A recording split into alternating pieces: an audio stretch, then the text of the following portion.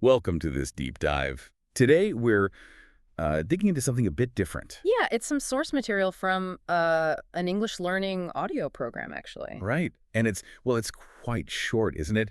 Just this dramatic dialogue segment. It is, but it's really packed with twists. So Okay. our mission, really, is to unpack this little mini drama you found, figure out the story, and, pull out the interesting language bits and insights. Okay, so let's set the scene. The source gives us a quick recap. We've got two characters, Veronica and Stephen, Mm-hmm. and we join them just after they've broken up. Apparently, Veronica was pretty upset. Stephen came back, maybe even sang to her. Seems like things were looking up. Exactly. The dialogue sort of starts with them reconciling, smoothing things over after that rough patch. You think, okay, great, they're working it out. Right. But yeah, that's where the source takes a really sharp turn. The real drama is just about to unfold. Okay, let's get into it then. How does the reconciliation moment play out in the dialogue itself? Well, it starts quite tenderly. Veronica says something like, "Honey, of course I forgive you. I love you so much. And crucially, I've really missed you." And she even takes a bit of the blame, doesn't she? Saying she was wrong to get upset over nothing. Right. So definitely patching things up. And then Stephen explains his absence, why he vanished after the breakup and didn't call. Where did he say he was? He says he got called up north immediately. Urgent situation. To fight major forest fires. Wow. Okay. And the language he uses, it sounds pretty serious. He mentions being in the middle of nowhere. Yeah, exactly. Working day and night, he says, trying to stop this blaze from spreading. He calls the whole thing pretty intense. Middle of nowhere. That's such a good phrase. The source material actually picks up on that one, doesn't it? It does, it highlights it, defines it just how you'd expect, a place really far from cities or towns, isolated. It really drives home how cut off he must have felt. Totally. And blaze, too. He didn't just say fire. Good point. Blaze feels much bigger, more dangerous. The source points that out as well. A large, strong, dangerous fire. It conveys the scale, the urgency of trying to prevent it spreading. So he's been through this really intense, isolated ordeal. You'd think the conversation might focus on that, on them reconnecting after his experience. You would. But then Veronica, well, she completely shifts gears. She has her own news. She calls it exciting news, right? And then drops the bombshell. I think I'm pregnant. Talk about a pivot. And Stephen's reaction, according to this dialogue, is like instant shock, but then enthusiasm. Yeah, really. Wow, that's amazing. This is great news. He even says, I've always wanted to be a father. So the focus immediately jumps to the baby, to the future, and they agree, okay, let's get this confirmed. Doctor's appointment. When do they decide to go? First thing in the morning. Another phrase the source flags. First thing in the morning. Yep. Means, super early, right away when the day starts, shows they're really keen to find out for sure. Okay, so they go. What happens at the doctor's? Well, the doctor confirms it. Veronica is pregnant and adds that everything seems to be in order. Seems to be in order. That's kind of formal phrasing, isn't it? It is. The source notes that, too. It's often used for things like documents or checkups like this. Just means everything looks normal, acceptable. The pregnancy is apparently healthy. So far, so good. But then the doctor gives the details. This is the crucial bit. The doctor gives an approximate due date, October 27th, 2009. Okay. And based on that due date, the doctor states when the baby was likely conceived. And that date is? February 3rd, 2009. Right. Conceived.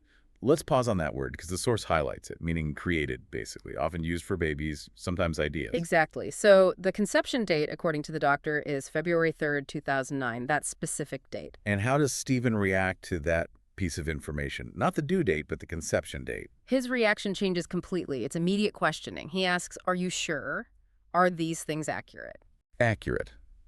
Another key vocabulary word the source points out, meaning precise, correct, no errors. He needs to know if that February 3rd date is absolutely spot on. And the doctor apparently confirms, yes, the dates are accurate. Uh-oh. I sense where this is going. Yep, because that's when Stephen reveals his conflict. He says he was away during the first week of February. Doing what? At a training seminar, he says. The first week of February at a training seminar. So, if the baby was conceived on February 3rd, which is in the first week of February. And he was away at a seminar that whole week. The dates don't match up. From him to be the father, anyway. Precisely. And the dialogue, this whole dramatic segment, ends right there with Stephen's conclusion, delivered very starkly. What does he say? He says, this baby isn't mine, and then repeats it, like for emphasis. I know it can't be. Wow. Just Wow. From reconciliation and happy news right back into major drama. Yeah. Total cliffhanger. It really is. And what's so clever about how this source material is structured is how it all ties together. You've got this gripping story, the breakup, getting back together, the pregnancy shock, and then this huge question mark about infidelity. All driven by these really specific details. The dates are everything, and the vocabulary used too. Absolutely. Words like conceived and accurate aren't just, medical or technical terms here. They're the absolute engine of the plot twist. His entire conclusion hangs on whether that February 3rd date is accurate and knowing where he was then.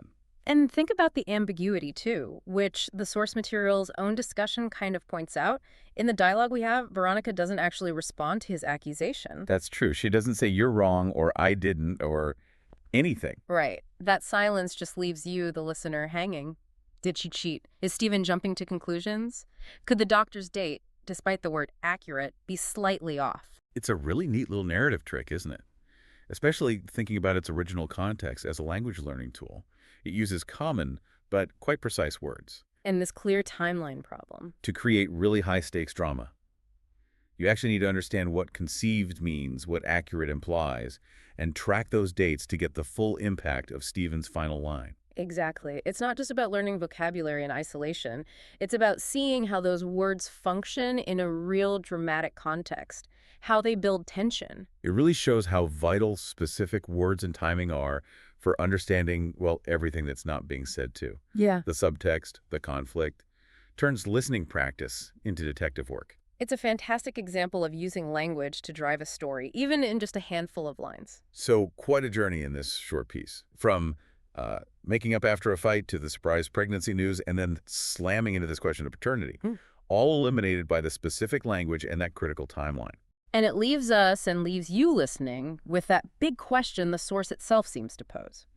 Based only on what we heard in this dialogue, the story and the dates provided, what do you think? Yeah, did Veronica cheat? Is Stephen right? Or could there be another explanation? Is the baby his, or is the doctor's timing maybe not quite so accurate after all? It's definitely something to mull over. It is. A good reminder to always listen closely to the details, the words, the timing. You never know what fascinating connections or hidden dramas you might uncover.